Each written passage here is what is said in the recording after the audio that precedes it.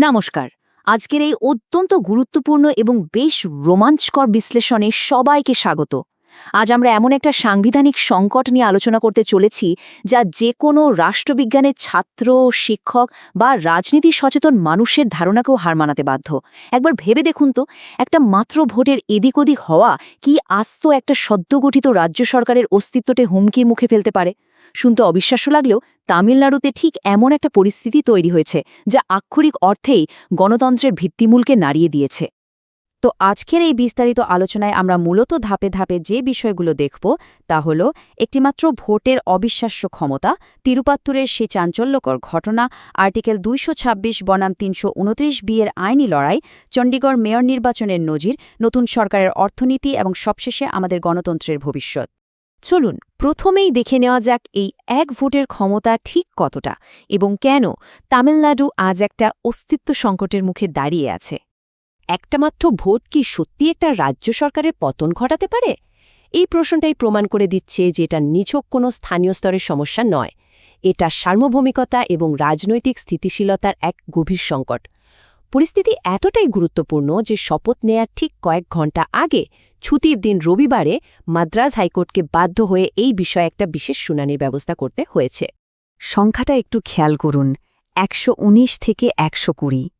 তামিলনাড়ু বিধানসভায় সুপারস্টার বিজয়ের নতুন সরকারের সমর্থন ঠিক এই খাদের কিনারায় দাঁড়িয়ে আছে।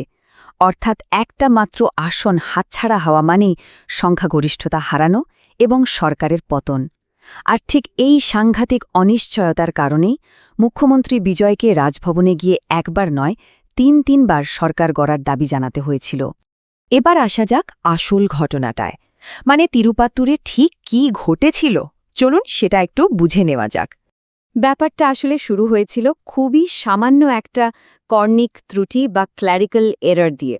একজন সরকারি কর্মচারীর পোস্টাল ব্যালট পাঠানোর কথা ছিল শিবগঙ্গা জেলার একটা কেন্দ্রে, কিন্তু ডাক বিভাগের সামান্য ভুলে সেটা পৌঁছে যায় তিরুপাত্তুর কেন্দ্রে। এখানকার রিটার্নিং অফিসার যখন ব্যালটটা খোলেন, দেখেন যে স্থানীয় প্রার্থীদের নামের সাথে তার কোনো মিল নেই। ফলে নিয়ম মেনে তিনি ওই অমূল্য ভোটটাকে সোজা বাতিল করে দেন। আর এই বাতিল হওয়া ভোটটাই কিন্তু গেম চেঞ্জার হতে পারত। কারণ যদি ওই একটা মাত্র ভোট সঠিক গন্তব্যে পৌঁছাতো আর সেটা গোনা হতো, তবে ওই নির্দিষ্ট কেন্দ্রে ডিভিকে এবং ডিএমকে প্রার্থীর প্রাপ্ত ভোট সংখ্যা একেবারে সমান হয়ে যেত। তখন লটারির মাধ্যমে জয় পরাজয় নির্ধারিত হতো। বুঝতে পারছেন ব্যাপারটা? সামান্য একটা প্রশাসনিক ভুল কিভাবে পুরো একটা আসনের ফলাফল, এমনকি একটা রাজ্যের রাজনৈতিক জনাদেশকে উল্টে দিতে পারে, এটা তার এক পারফেক্ট উদাহরণ। এই প্রশাসনিক ভুলের পরেই আমরা ঢুকছি একটা বিশাল আইনি লড়াইয়ের জায়গায়, যেখানে মুখোমুখি দাঁড়িয়েছে সাংবিধানিক ন্যায়বিচার এবং আইনি পদ্ধতি। এখানে দুই পক্ষের একেবারে সম্পূর্ণ বিপরীত দুটো আইনি যুক্তি রয়েছে। একদিকে ডিএমকের হয়ে বিশিষ্ট আইনজীবী মুকুল রোহতগি বলছেন এটা কোনো নির্বাচনী জালিয়াতি নয়, নিতান্তই একটা মানবিক ভুল, তাই জনাদেশের সম্মান রক্ষার্থে হাইকোর্টের অবিলম্বে হস্তক্ষেপ করা উচিত। অন্যদিকে ডিভিকে এবং নির্বাচন কমিশন একেবারে কড়ায় গণ্ডায় আইনি প্রক্রিয়ার কথা বলছে। তাদের মতে ফলাফল একবার ঘোষণা হয়ে গেলে তাকে শুধুমাত্র ইলেকশন পিটিশনের মাধ্যমেই চ্যালেঞ্জ করা যায়। এখন ডিএমকের যুক্তির মূল ভিত্তিটা হল সংবিধানের ২২৬ নম্বর অনুচ্ছেদ। এই অনুচ্ছেদটা হাইকোর্টকে মৌলিক অধিকার রক্ষা এবং ন্যায়বিচার নিশ্চিত করার জন্য অত্যন্ত ব্যাপক রিচ জুরিসডিকশন দেয়। এই ক্ষমতা এতটাই বিস্তৃত যে কিছু কিছু ক্ষেত্রে এটাকে সুপ্রিম কোর্টের ৩২ নম্বর অনুচ্ছেদের ক্ষমতার চেয়েও বড় বলে ধরা হয়। অর্থাৎ হাইকোর্ট চাইলে তাৎক্ষণিক ন্যায়বিচারের স্বার্থে এই নির্বাচনী প্রক্রিয়ায় হস্তক্ষেপ করতেই পারে। এর ঠিক উল্টো দিকে রয়েছে সংবিধানের ৩২৯ বি অনুচ্ছেদ, যা আবার নির্বাচন কমিশনের প্রধান ঢাল। এই অনুচ্ছেদ খুব স্পষ্টভাবে নির্দেশ দেয় যে নির্বাচনী ফলাফল ঘোষণার পর আদালত তাতে সরাসরি নাক গলাতে পারবে না। যে কোনো বিতর্ককে একটা আনুষ্ঠানিক ইলেকশন পিটিশনের মাধ্যমেই এগোতে হবে। কিন্তু সমস্যা হলো এই আনুষ্ঠানিক প্রক্রিয়ায় মাসের পর মাস সময় লেগে যায়, আর বর্তমান প্রেক্ষাপটে যেখানে একটা মাত্র সিট সরকারের ভাগ্য নির্ধারণ করছে, সেখানে এত দীর্ঘ সময় অপেক্ষা করার বিলাসিতা কারুর কাছেই নেই। এখানে একটা খুব ইন্টারেস্টিং আইনি নজিরের কথা বলতেই হয়। চলুন দেখে নিই আগে আদালত এ ধরনের পরিস্থিতিতে কি করেছে। চণ্ডীগড় মেয়র নির্বাচনের সেই বিখ্যাত ঘটনাটার কথা নিশ্চয়ই আমাদের মনে আছে। সেখানে ব্যালট বিতর্কের সময় সুপ্রিম কোর্ট সিসিটিভি ফুটেজ খতিয়ে দেখেছিল এবং সংবিধানের ১৪২ নম্বর অনুচ্ছেদের বিশেষ ক্ষমতা প্রয়োগ করে সরাসরি সঠিক বিজয়ী ঘোষণা করেছিল। কিন্তু এখন সবচেয়ে বড় প্রশ্ন হল, মাদ্রাজ হাইকোর্টের কি ঠিক সেই একই রকম ক্ষমতা রয়েছে? হাইকোর্ট কি এই ক্ষেত্রে নির্বাচনী প্রক্রিয়ার সেই লক্ষণরেখা অতিক্রম করে সরাসরি হস্তক্ষেপ করার সিদ্ধান্ত নেবে? এই তো গেল আইনি দিক। এবার চলুন দেখি এই গোটা রাজনৈতিক টালমাটালের প্রভাব রাজ্যের অর্থনীতি এবং নতুন সরকারের ওপর কিভাবে পড়ছে। ১০ লক্ষ কোটি টাকা, হ্যাঁ, সংখ্যাটা রীতিমতো চমকে দেওয়ার মতো। মুখ্যমন্ত্রী বিজয় দায়িত্ব নিয়েই একটা শ্বেতপত্র বা হোয়াইট পেপার প্রকাশ করেছেন। সেখানে দেখানো হয়েছে ২০২১ সালে তামিলনাড়ুর ওপর ঋণের বোঝা ছিল ৫ লক্ষ কোটি টাকা, যা ২০২৬ সালের মধ্যে ১০ লক্ষ কোটি টাকায় গিয়ে পৌঁছবে বলে অনুমান করা হচ্ছে। রাজ্যের কোষাগারের অবস্থা আক্ষরিক অর্থে অত্যন্ত সঙ্গীন।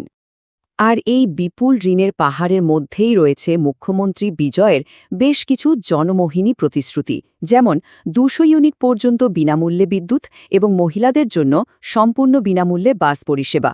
স্বাভাবিকভাবেই একটা বড় প্রশ্ন উঠছে, অরবিন্দ কেজরিওয়ালের মডেলে অনুপ্রাণিত এই ফ্রিবি কালচার একটা ঋণগ্রস্ত রাজ্য কিভাবে সামলাবে? একদিকে রাজ্যটাকে একটা শিল্পভিত্তিক হাব বানানোর স্বপ্ন, অন্যদিকে এই বিপুল ভর্তুকি, এই দুয়ের মধ্যে ব্যালেন্স করাটা কিন্তু মোটেই সহজ হবে না। এই চরম অর্থনৈতিক ও আইনি চাপের মাঝে রাজ্যপাল বিধানসভায় সংখ্যাগরিষ্ঠতা প্রমাণের জন্য বা ফ্লোর টেস্টের জন্য মাত্র ২ দিন সময় দিয়েছেন। উদ্দেশ্য একটাই, যে কোনো মূল্যে বিধায়ক কেনাবেচা বা হর্স ট্রেডিং এবং ওই কুখ্যাত রিসর্ট পলিটিক্স আটকানো। কিন্তু একবার ভাবুন, হাইকোর্টের রায়ে যদি বিজয়ের দলের আসন সংখ্যা ১১৯ থেকে কমে ১১৮ হয়ে যায়, তাহলে তামিলনাড়ুর রাজনীতিতে ফের সেই বিপজ্জনক রিসর্ট পলিটিক্স ফিরে আসতে পারে, যা রাজ্যের গোটা প্রশাসনিক ব্যবস্থাকে একেবারে স্তব্ধ করে দেবে। তাহলে এই সব কিছুর শেষে আমাদের গণতন্ত্রের ভবিষ্যৎ কোন দিকে এগোচ্ছে? ন্যায় বিচার নাকি নিছকই কিছু আইনি পদ্ধতি? ইতিহাস কিন্তু সবসময় বড় বড় যুদ্ধ দিয়ে বদলায় না। মাঝে মধ্যে একটা মাত্র ভোটও পৃথিবীর ইতিহাস বদলে দিতে পারে। ঠিক যেমনটা ২০০০ সালে মার্কিন যুক্তরাষ্ট্রের প্রেসিডেন্ট নির্বাচনে জর্জ বুশ আর আল গোরের লড়াইয়ে হয়েছিল। মাত্র কয়েকটা ভোটের ব্যবধান গোটা বিশ্বের ভূ-রাজনীতিকেই বদলে দিয়েছিল।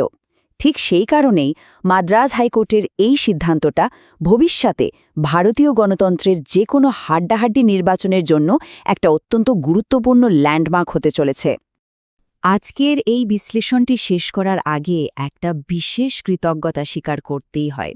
এই গোটা সাংবিধানিক সংকটের একেবারে গভীরে গিয়ে প্রতিটি আইন ও খুঁটিনাটি তথ্যগুলোকে এত সুন্দর, নিখুঁত ও সহজভাবে ছাত্রছাত্রী থেকে শুরু করে সকলের বোধগম্য করে তুলে ধরার জন্য যার মূল্যবান দিক নির্দেশনা ছাড়া এই বিস্তারিত ও শিক্ষামূলক আলোচনাটি প্রস্তুত করা সম্ভব হতো না, তিনি হলেন আমাদের সকলের শ্রদ্ধেয় শুভদীপ সিনহা স্যার।